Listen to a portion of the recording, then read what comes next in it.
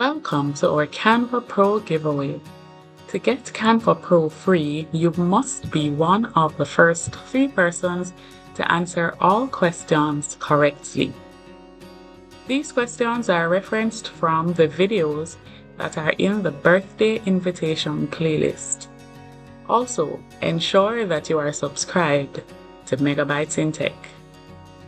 Let's go to the questions. Question 1. What were the dimensions of the invitation?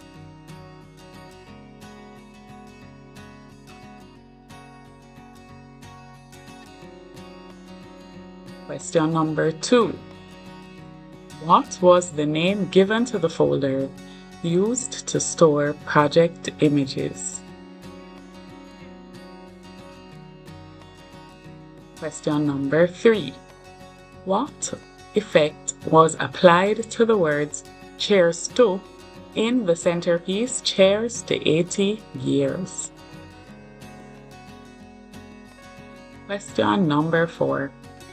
What number line spacing was applied to the address of the venue? Question number 5. What was the name of the font style used for the name Mary Jane?